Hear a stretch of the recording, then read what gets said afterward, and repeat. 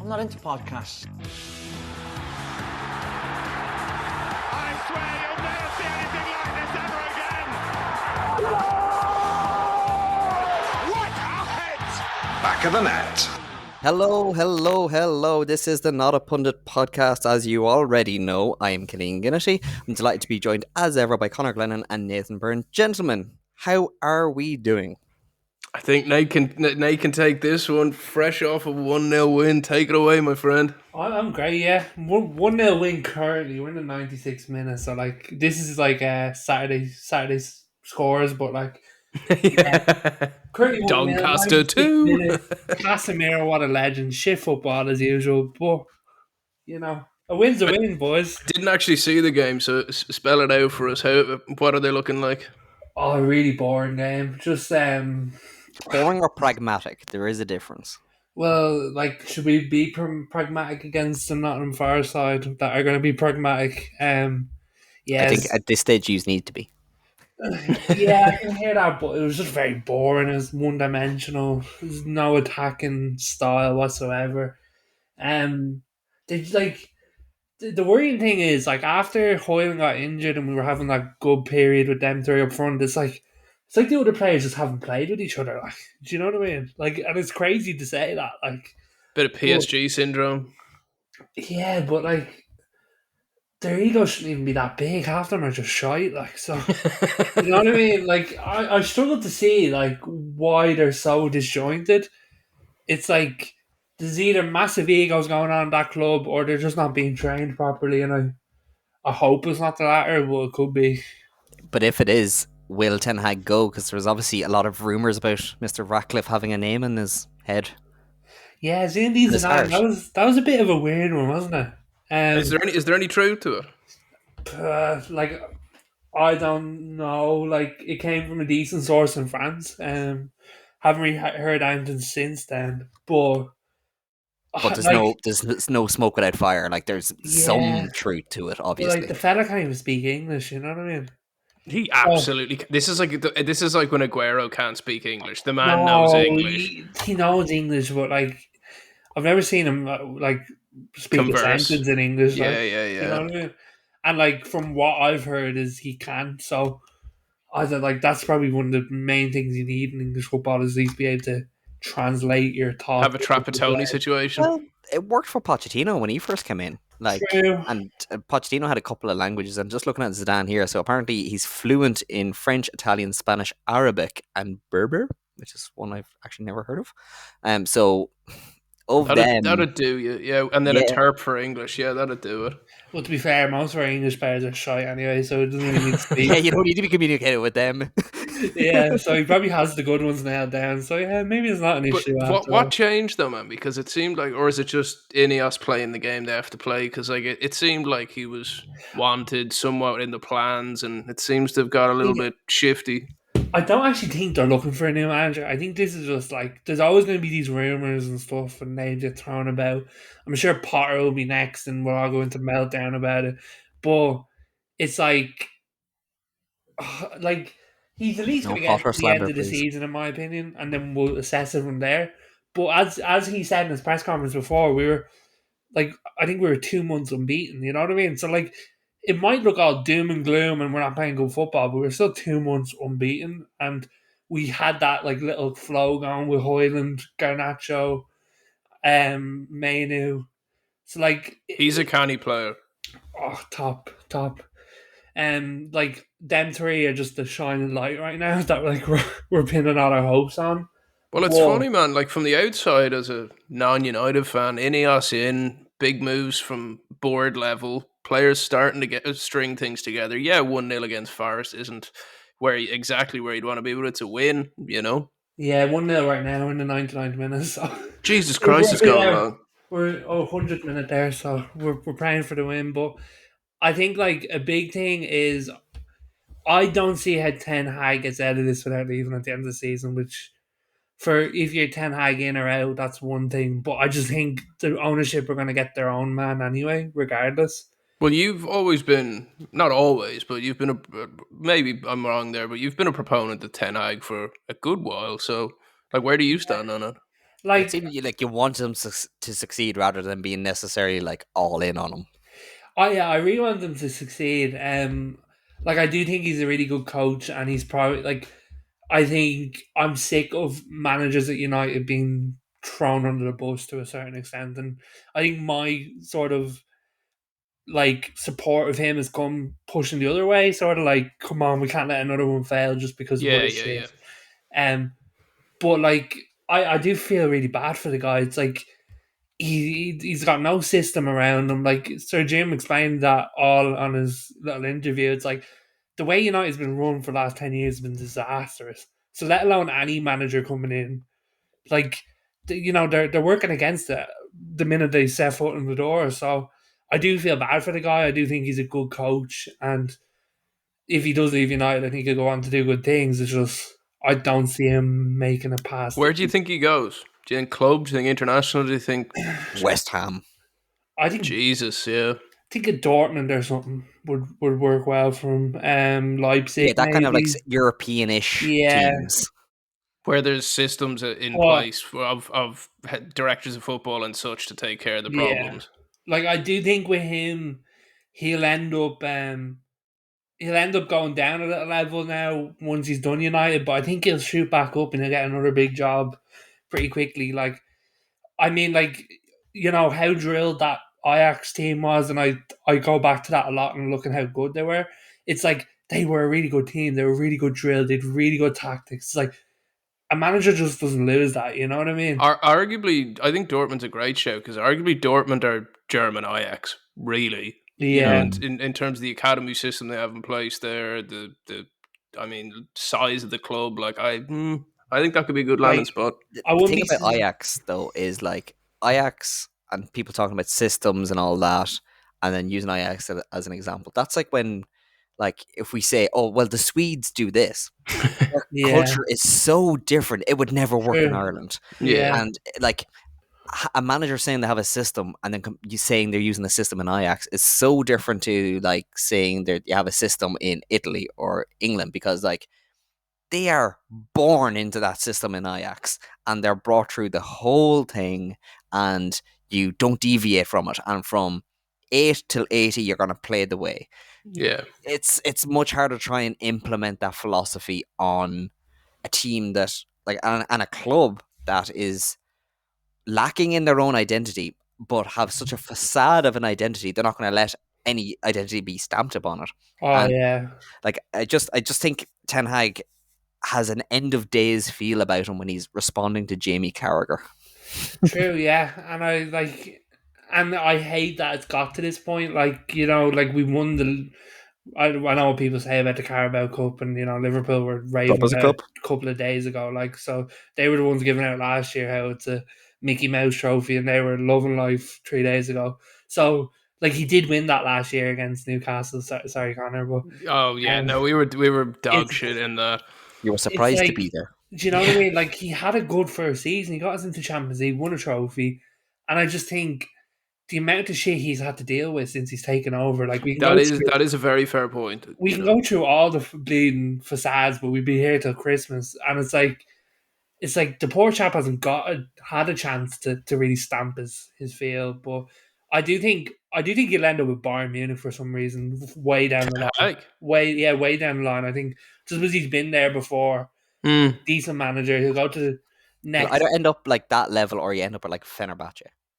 yeah, And one or there's the no in other. between. Like Yeah, it's gonna be absolutely. Yeah, yeah, 100%. Yeah, I just bought into him a bit too much. I think in terms of like his backstory is unreal when you go deep into it. Like he proper like lives and breathes football, which I just love about a manager. So yeah, he'll end up getting sacked, but we'll see who'll be coming in next. Looks like it's the second spicy game of the day. Chelsea with a 90th minute winner, and I must say I shoehorned that into the conversation for the mere fact that our Mackham friend is currently sat draped in a Chelsea jersey. Now, please do explain, young man. Yeah, what's uh, this is no change of allegiance. This is no wanting to fit into the Premier League chats for once. This is just a pure I'm sitting in front of a lovely fire here, so I was too warm, so I threw on a jersey, and to shoehorn in a nice little humble brag of, I was given this by Chelsea when I was playing on Stamford Bridge for a shoot, because this is why, kids, you should work in media, because you get to do fun stuff like that. So I'll accept no hate, no slander, no nothing. But back to the main topic at hand, which is obviously managers under pressure and managers in new positions being John O'Shea. It has happened. It has happened. He has come. The Lord has arrived. Ireland finally has a interim manager. Was anybody else as surprised as I was at the timing more so than the news? Timing, yes. Person, no. Decision, no. I think, we talked about it in, I don't know if it was the last pod or the pod before, that the prospect of an interim manager was getting floated, and we kind of said maybe John O'Shea, but thought he might be kind of happy with his coaching roles. I do think I was reading a piece there before we hopped on about why it might have happened, in the fact that Carsley had promised the English FA that he'd handle the next two games, which brings him up to April, because there's then no games until September. So it could just be negotiating time for Carsley. And I don't know about you, Nate. Were you surprised? Yeah, I was working at time and saw 5 minutes late because I literally did not think anything was going to happen. To me, it smacks of like desperation, number one, but I think I'd be more along the line that they're hoping he'll do well and give him a contract. You know what I mean? Like, It does reek of that we'll get 1-0 win in the 90th minute and then he gets a contract. yeah, What do you? Although they are saying that in April we will have a permanent manager. Like, yeah, I John don't think O'Shea. you're going to come out on the same day you're announcing an interim if you don't have something in the pipeline. And I don't think. Well, I would hope that Mark Cabham has a better and more original idea than Ollie 2.0. Like, if he was to be given the permanent position, it would kind of smack of that kind of, oh, that was a feel good factor. Let's keep it going. Oh no, it hasn't kept going. Oh no. I So, wouldn't be opposed to John O'Shea getting the main job, but if we do go down that road, it very much has to be like a 1-year deal. It Yeah, can't. We're not getting stuck one into. tournament, Yeah, that's what, like, yeah, something that's like, short term, almost a pay as you non-committal. play contract. but sure, Yeah, lads, the FAI, they love being upfront about things. So, like, them saying that we'll have a permanent manager in April, they'll definitely deliver on that, won't they? well, in fairness, I do think they'll deliver on it. I just think they'll under deliver on it. I think it'll end up being Stephen Bradley or something like that, where we'll all be very underwhelmed. But I think it's just very interesting. One, the appointment; two, the timing, but also like it was only last week that. Not to get all politicky, but that the FAI and Jonathan Hill, the CEO, was in front of the Oireachtas committee. Yeah.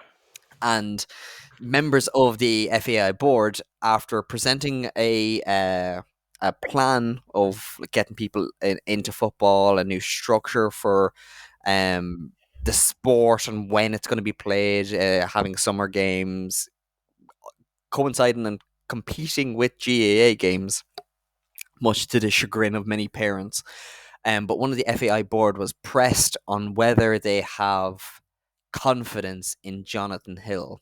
Now, bear in mind, this proposal was fronted by the CEO, Jonathan Hill, and the kind of director of football, Mark Cabham, but was actually given the thumbs up and the green light and all the encouragement from Ged Roddy, who used to be involved with Reading, and if anybody's played Football Manager, usually he ends up becoming like either head of youth development or director of football for like Sunderland or something like that. Really, really good stats.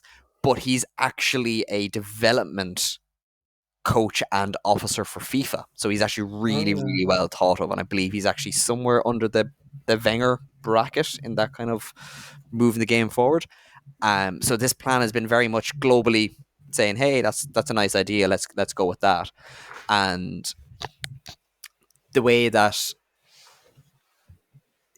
the Oireachtas committee asked some of the members of the FAI, do you have confidence in Mr. Hill? And they very much avoided it, saying we have confidence. He was a slippery fish on it. I'll give it to him. I mean, he didn't sandbag him in the but he didn't help him. And I don't know about you guys, but the first person I thought of when I heard that answer was Nate, because I know you hate that kind of shit with players using social media to bag people, and I thought it was a bit of that. Like, the guy knew by being a slippery fish, he made it's even worse than Colin saying he should go is less bad than going like weaving the question, because you're getting more press on the weave.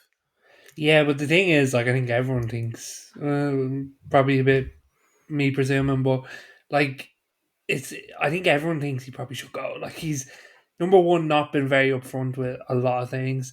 Number two, I think when they were in front of the Oireachtas, it was very embarrassing. That email that got shown up, that was just literally just They, screw like they every even redacted the social handles it's for crazy. the Like, FAI. and that got emailed at 11:30 the night before, and whatever, like, Or at 9 a.m. start or 10 a.m. start. whatever Like, it's politician was saying at the time, like, he was right when he said, like, how do you expect us to read this? So Paul number one, McAuliffe, I think it was. either the organization is terrible, which wouldn't surprise me, or number two, they're being very malicious when they send that at 11:30 at night, knowing full well what they're doing. Just for context for those who haven't listened, maybe do a quick spin on what that email was, boys. Well, nobody knows because it's all redacted. But Well, it was to do with payments and whether or not Jonathan Hill yeah. had signed off on them and who was in recipients of said payments, which is all believed to be him basically signing off on his own holiday pay. And for those who haven't seen it, it looked like when you're bored in school and you highlight the entire page just for shits and giggles. If do that in black mark, and it was pretty much the email. If you've ever watched like a conspiracy documentary on Netflix and the beginning titles where it's just all them, like the words getting like blacked out over that. But it was the whole page. Like, I've never seen anything like it. Like, it was literally like, I think the only thing on the page you could see was the FAI logo. Like, and like, the funny thing is, it's like, someone explained it to me the other day, and it's like, it's either, what was it, a joke that he said he was joking when he said about the payments and stuff like that. And it boils down to two things. It's either he's not telling the truth, which is very alarming, or even the chief financial officer is very incapable of doing their job. It's one or the other, and both don't look good. You know what I mean? And I think another big alarming thing that came out of it was the fact that they're in like 42 million euro worth of debt or something. And I've single digit millions on hand cash reserve wise. And they're it's playing with frightening. borrowed money. Like, I'd love to know what that number is. But I think all of this paints a much more interesting picture of the John O'Shea appointment. Like, once you put that in context and kind of going, a week on from that, well, wouldn't it be just nice if we had a former near all-time caps earner being appointed as manager? Just please, something. And someone who you'd be hard pressed to find an Ireland fan that doesn't love John O'Shea from his playing days. Whether you're a United fan or not, he's a beloved character. Is there a part of this where the FAI went like, let's get something out positive after the shit show that was the Oireachtas? Like, is there a part where they just went like, come on, John, get in the room, let's have a chat about you becoming...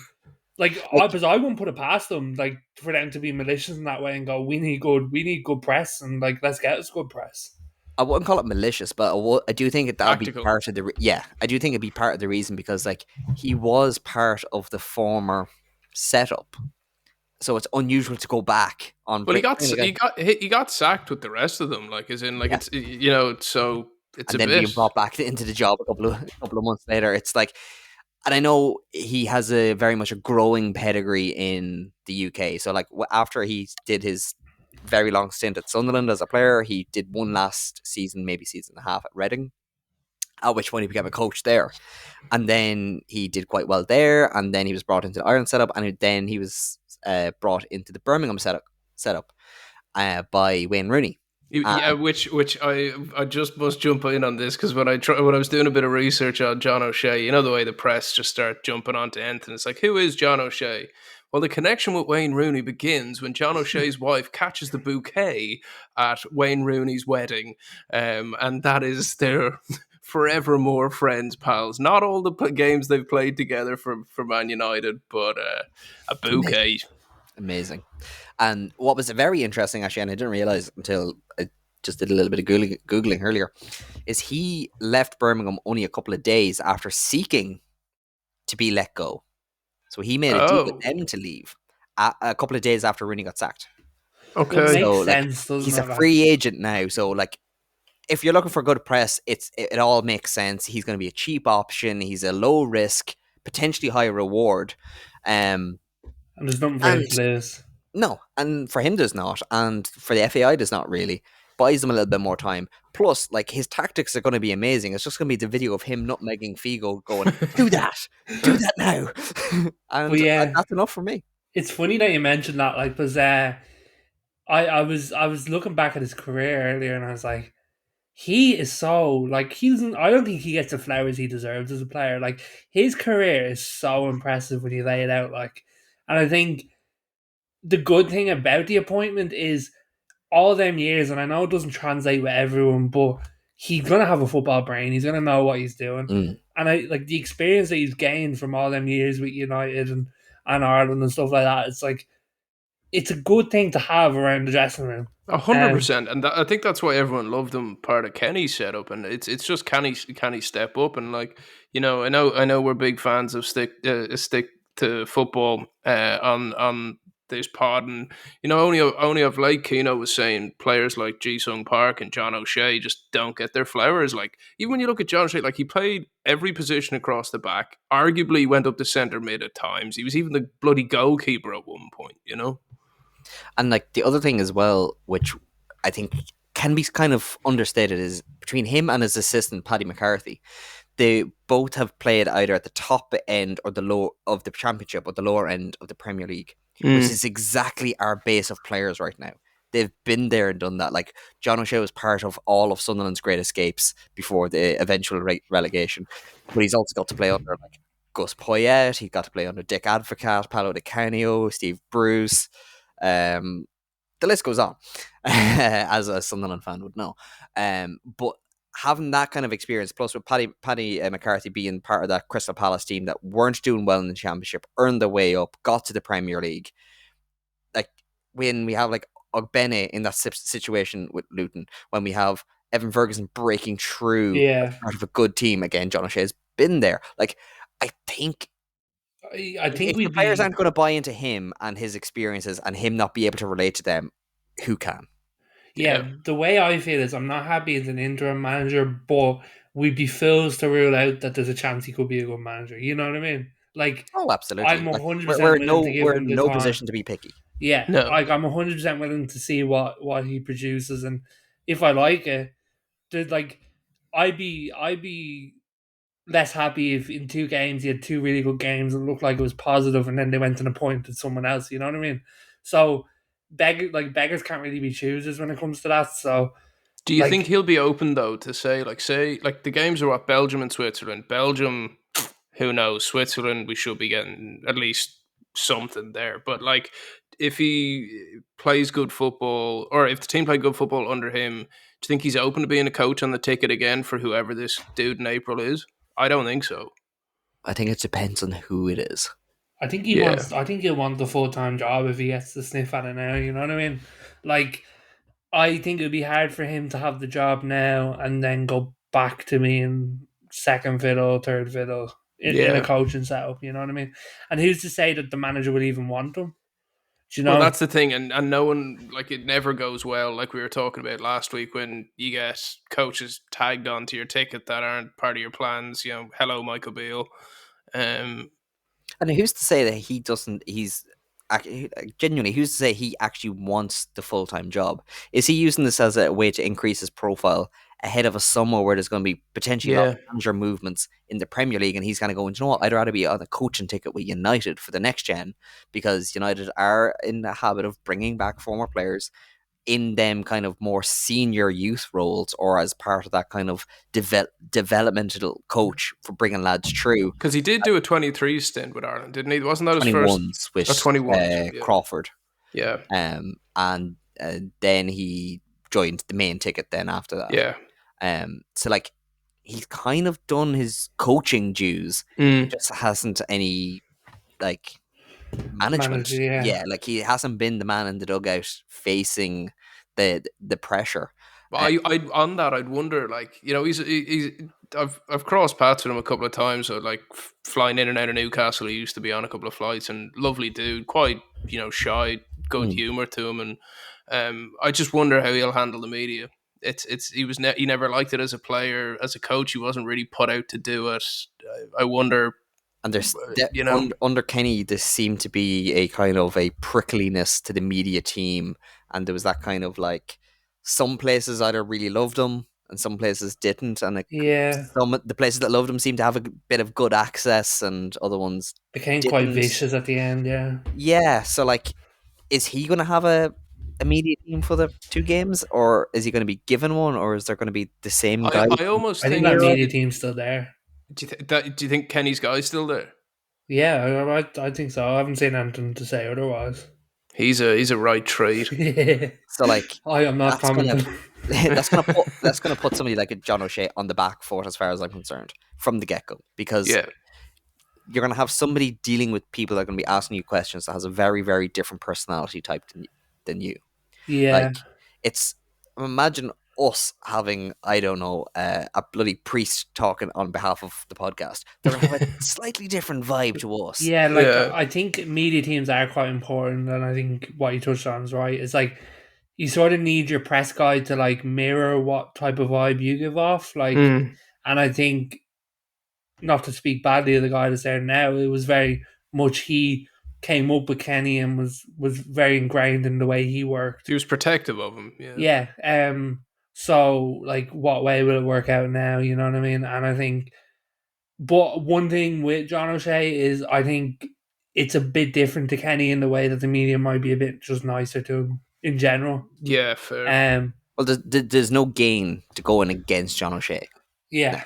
because At like least he's for the only going to be good there for two next games. foreseeable. Yeah, and one of the interesting things that I'm very very curious about, and it could tell us nothing, but it could also tell us a multitude, is players that are actually called up for these games. Like when we have Sammy Smodics, who's been called up and then unavailable. Is he going to be suddenly available for these games? What does that tell us about Kenny? Is there going to be a few kind of guys more willing to declare for Ireland, maybe, or like make themselves available for friendlies when previously they wouldn't? Like, I don't think we're gonna see like An people influx. declare Yeah, when there's an interim manager there. I think they'll want to see who the boss is gonna be, before probably making that decision. But it's interesting to see will new people open up now once there is a full time manager. well, there was Um, the whole thing with Kenny saying that was it Casey McAteer that was ended up being like that. He yeah, was apparently on the way to being there and just wasn't over the line yet. Like, will that could have he been the get a call up? last throw of the dice. You know what I mean? Yeah, but like, do, I think what I'm trying to get at is John O'Shea a signal of intent of who the next manager is going to be? Like, you can't really put a John O'Shea in as an interim and then put Yeah. like Owen Hand in. Like if The we get Ra- Neil ra- Lennon after like John O'Shea, like I'm but sorry, give us that's the John thing. O'Shea back. You know what I mean? Yeah, like roundtable opinions. Do we think they actually have the guy for April, or is this a big fugazi? I think they don't. They still are in the exact same place they were last week. I think they don't. I think this is a quick PR hit. I really Yeah, do. I think they might, but I think they might be waiting for an influx of money. I think they might have been hoping for the Oireachtas committee for somebody to go, oh, actually, yeah, yous are struggling, and that's why they did a big push with the debt. yeah. We're using loans to pay every bill. Yeah, we have cash, but it's closer to 1 than 9 in the single Get million. to throw Krabox out, and yeah, And then suddenly it's like, oh, well, if you want us to have success, we already can't afford this, but you want success. So, well, then give us the money for Carsley, and we can't promise the rest. But FIFA, who have given the green light on this plan, might be able to assist us in some granting later on. What's what's your thoughts on the funding going to Casement?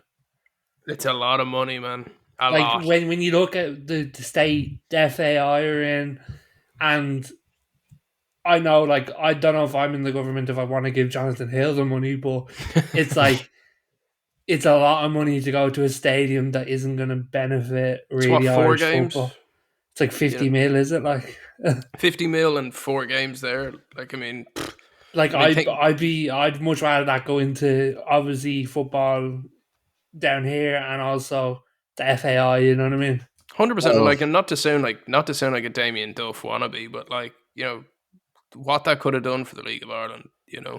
well, the thing about it is, I'm very much going to play devil's advocate. I would be generally for it because I think any development is good development. Like any step in the right direction is better than no step. Yeah, But overall, the FAI, can they be trusted with it? No. As of yet, no. Can Jonathan Hill's crew? No. Like Yeah. it's not a continuation of John Delaney, but it's better, but it's not good. Yeah. Um, would it ever go to League of Ireland? No. If it was given to the FAI, definitely not. So that's an irrelevant point. This is extra money coming from the Exchequer to fund a cross-border thing, and considering we have how many extra millions being put into uh, rainy day funds apparently at the end of every year, like if we can afford 2.4 billion for a national children's hospital, we're only giving them a yeah, ward to get a stadium that's going to, one, make us look good, two, overall mm, make better facilities for us. Like we now have two stadiums on the island, three stadiums maybe on the island that could be used for European games. So like if we had two European teams that get drawn on the same day, well then suddenly, oh right, we have Bows I and just I just think it's yeah. big Does so that much make money, us man, look though. good though? Like, and I think Yeah. not the in the hard grand pill scheme to of things. It's not. swallow about it is it's a lot of money in the grand scheme of Irish football Yeah. going to something football related that we're not going to see the benefit of. Like,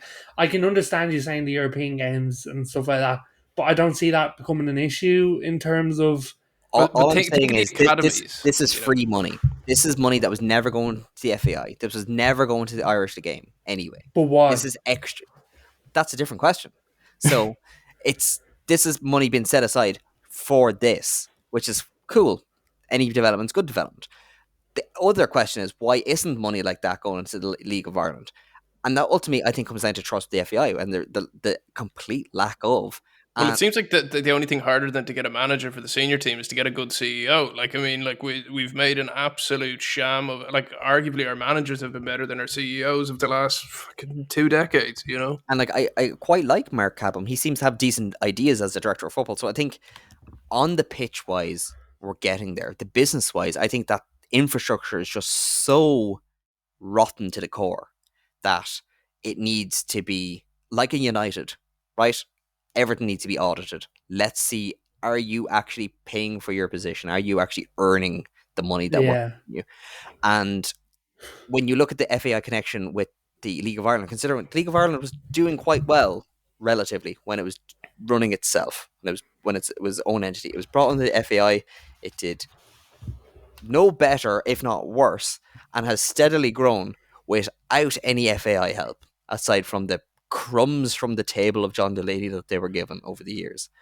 And this extra money, yes, we would love to see 50 million going into it.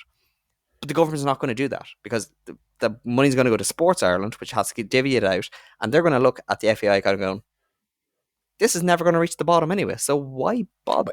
But even if it's going Sport Ireland, not even to be, yeah, obviously football is my favorite sport, but like I'd be happier for 50 million to be distributed across a multitude of sports under the Sport Ireland banner than I just think this. there's been too much of why are they getting that and we're not, kind of as if it's been taken away. The question should be, I take your point on that for it's sure. like having a colleague kind of going, well, why are they earning 10 grand more than me? They took that money from me. No, Yeah, yeah. No, they just you've got been, the money. yeah, your Yeah. parents treated you badly. It's not your sibling's fault. And Yeah. I yeah, think that's where the argument needs to more go. Don't begrudge something good happening. I think Begrudge it's just the lack of hard for decision making. people. I think it's hard for people because the League of Ireland's having such a glow up of late that now is the time to strike with proper academies, better facilities. And I completely take your point that that money wasn't going to be sidelined for League of Ireland anyway. But it's just more of a, if there's that kind of money around, dear God, what we could do it in the League of Ireland. yeah. And like, I think going back to maybe the CEO point is like, what do you think would make a good CEO for the FAI? Because I think I you would, Nate. I think you. because I had this conversation the other day, and I was like, I was more to do a start off an RT sort of thing, but then turn into the FAI. It's like, Jesus, can we just not have CEOs that are just absolute dickheads? Like, do you know what I mean? And it's like, just be transparent, like, and do your job that's set out in front of you. Like, it's not like he's get paid very well for it. Like, WWSJD. What would Sir Jim do? That is what we need to apply to all things related to football until he fucks it up himself. Replace the J with an N, and I think that tells you everything you need to know about the FAI. What would Sir Niall do? Niall Quinn went in, was part of that interim board, and Yeah. then he ran away from it as soon as it was something Yeah. solid there. I think that tells you that a CEO is not going to fix this. I think genuinely full audit from top to bottom. I think you need somebody like a Niall Quinn to come in, because I'm going to be very, very biased as a Sunderland fan. He brought Sunderland from not a good place, brought in big investment, got them to a good place, and sold them on to, on paper, a perfect. And he had good ideas of the FAI with the likes of broadcast deals and stuff. Like, he's a smart guy, there's no doubt about it. But my thing is with the FAI, where I don't think it'll ever be fully fixed, is people are going to be found out in a John Delaney way on scale, on mass. And I don't know if the boys' club that is the FAI would ever open themselves up to that. Well, that kind of raises another question. It, like, without it meaning to sound political, but what level of corruption are we willing to accept for success? Yeah. And I Yeah. think when you're at that stage of money, when you have that much money going around, like, I'd rather some lad getting 200k of a backhander and delivering 200 million's worth. Like, Yeah. Who wouldn't? You know what I mean? but this is the kind of thing, like, if you look at John Delaney, objectively, he did very good for Irish soccer, for the national team. Like, not for the division, but the national team was never in a better spot, never as well publicized. Like, under But then the wheels came off. and then the wheels came off. But is that the cost of doing business at that level of the game? Because if you look across the board, how many millionaires or billionaires have gone into clubs and been found out in the exact same kind of way, but they're successful along the way? Yeah, I not to bring it back to the Dan Ashworth conversation, because I'm still angry about that. oh, I Or heard hurt, something today. but like, I think, you look at what he did to the FA, and look, the FA is by no means a perfect institution, by FA in the UK, that is, but like, they seem to have at least got to a point in that kind of corruption talk where, yeah, there's defo dodgy shit still going on in there, but I think they have it at a level where it's palatable and maintainable. But they have a lot more outward influence. So, Yeah. like, they have one of the princes as the head. Symbolically, they have some politicians sitting on, I think, the Yeah. board in some way. Then they've that executive board where it's like fucking Navy SEAL types, and Yeah, like, so their whole structure is one to definitely look at, but it's not a like for like comparison. Like, we're at the stage where, like, going back to our chat with Coach Pomeroy, where somebody was brought in to run their league, then that's kind of what the FAI is. Is these people being brought in to run the company, Yeah. and they're answering to it. It's But even when we look around, like, Aaron. say, It's like a semi-state. like the Scottish FA, Hmm. much better place than us. Welsh FA, much better place than us. Like, when we look Are they, around, though? like, what's our level? You know what I mean? Like, who are we comparing ourselves But to? genuinely, though, are they? Because just because Optically, anyway, they are. well, we don't hear about it. Yeah. But the difference being is, if you look at where Wales was 10 years ago and where they are now, they are objectively worse off. If you look at where Scotland was 15 years ago and where they are now, they're objectively worse off. Like, Well, was that Gareth Bale run under Coleman? Was that their 2002 moment?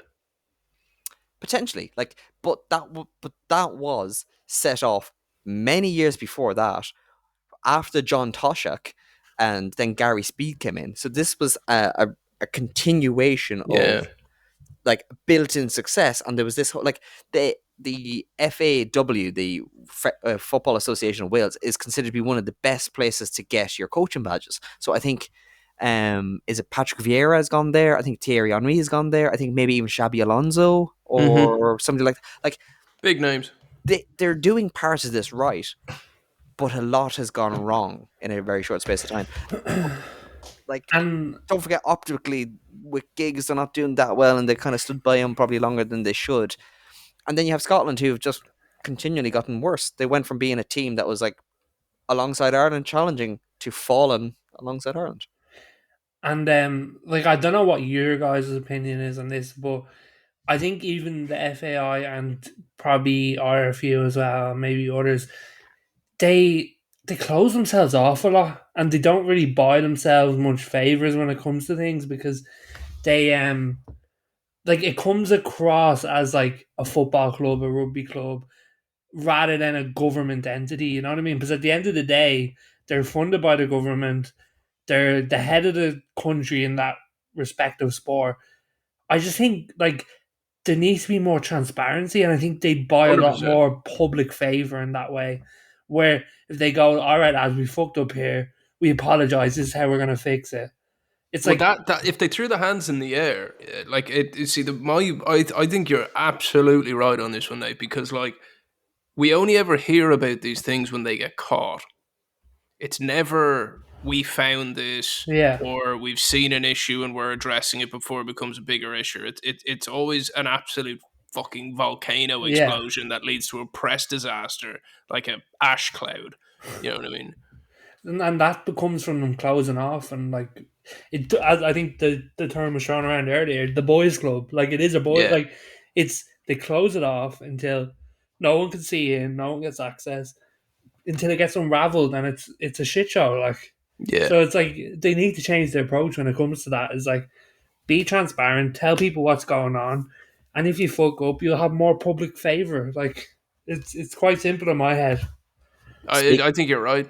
Speaking of closing off, John O'Shea, good appointment. Connor, Are we going 1 to 5 here? Or are we just going good or bad? thumbs up, thumbs down. We're going pure Roman, like gladiator style. I'm gonna say, for what it is as an interim, thumbs up.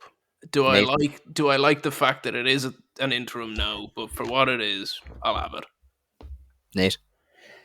Thumbs up for now. I'm excited to see what he does. But I'm a little suspicious on the timing and what it means.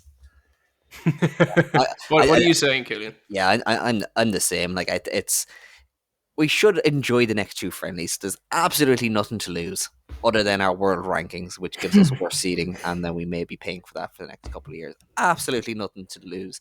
But one team that has actually gained, and we're going to touch on this just before we finish, is Everton. They've Yeah, now not lost 10 points. They've only lost 6. for now. I'm not So gonna lie. I was happy out to see it. I think yeah, like, we'd all talked about it before on the pod where we kind of thought they'd scale it back down to 5 6 points somewhere around there. But it's I'm four big points, you know. I'm surprised they'd moved on it, because I thought the Premier League were just going to take a very hard stance on this as a kind of like, we're not going to let anybody away with this right now. Kind of new laws, we're Yeah. using these new powers, blah blah blah.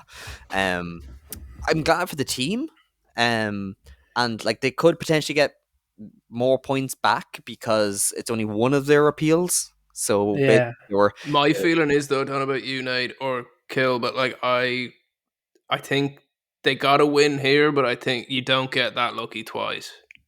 You know? Yeah, but they'll have to judge it in the same way that it gets judged now, you know what I mean? So Yeah. I wouldn't be surprised the second one is a 6 pointer as well. I think the Um, biggest thing for Everton though is what the charge that did get knocked down was that they didn't comply or kind of facilitate the investigation, which at least transparency wise for the board optically is a big win.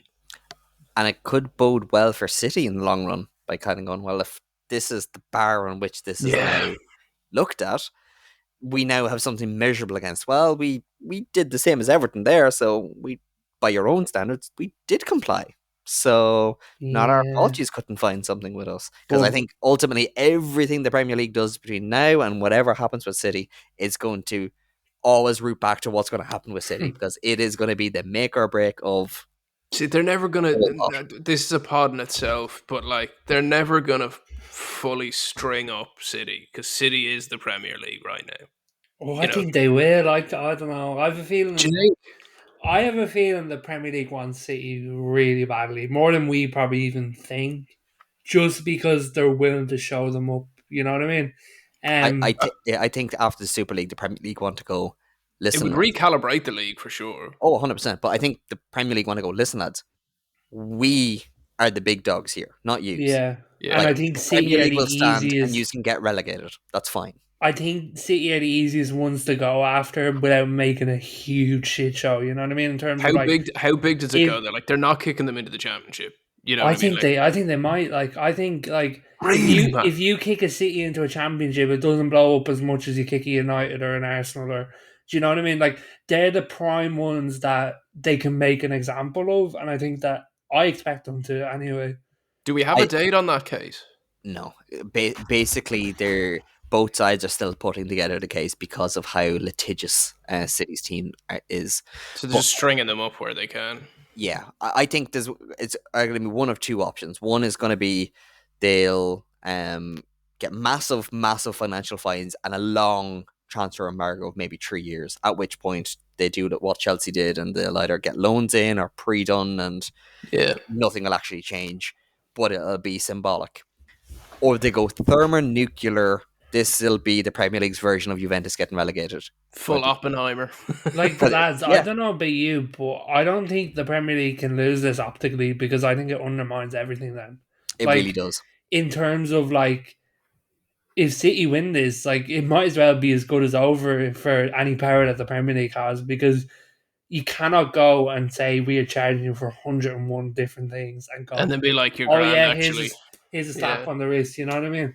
Like, Especially considering City are using lawyers to do it. yeah, Like they're tying people up in knots. once And With an army of lawyers, yeah. once the that's a Premier League very pressed all them charges, I was worried when I first saw it, because I was like, okay, you guys need to sink them on all of these charges. Then, if you're going to charge them for it, you need to sink them on it. Like, and I'm worried if they can. I hope that they do. Obviously, I'm a United fan, and if they're breaking the rules, that's I want to see the. I want to see the. Yeah, but first of all, you're a football highest- fan, man. Yeah, you know? the highest severity of the law taken against City for their crimes against alleged crimes against football. so do we think that if City win, it'll no longer be the golden ball we're all looking for, it's the golden suit, and that lawyers will become the star signings every year? I mean, I do think that's kind of already in most sports, like you guys, I'm sure will discuss it at length and Formula T with, in investigations in different ways. But, it's not the only sport where a suit can get you some big wins. But like, lads, we talked about it earlier, like, and I'm not opening this up again, but a way for the Super League to get in is if the Premier League do not sink them on this. Like, Yeah, I'll just no, put that I there. do agree. I do agree with that for sure. And if you want to hear about a Super League, but not the Super League, do follow us on Formula T, because the F1 season is upon us, and that is a very super league. It's myself and Nate being all nerdy about cars, and Nate having a love in about Lewis Hamilton, and Vroom, vroom. me just rabble rousing, just for fun. It's called Formula T. It's out wherever you find us here. It's part of the Not a Pundit network, and this has been the Not a Pundit podcast, the flagship. Gentlemen, thank you very much. Been a pleasure. Cheers, boys. Great to talk as always. I'm not into podcasts. I swear you'll never see anything like this ever again. What a hit! Back of the net.